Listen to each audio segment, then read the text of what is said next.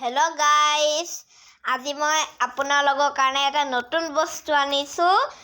এইটো চাওক, party glasses. এইটো চাওক, এইটো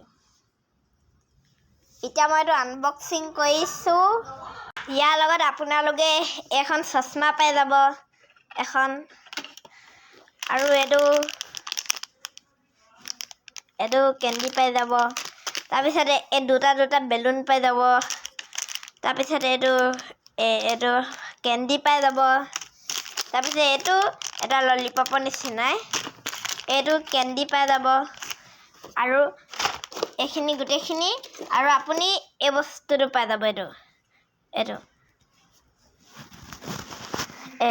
এইটো চাওক,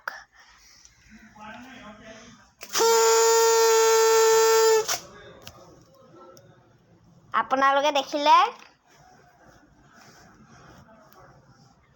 এই বেলুনটো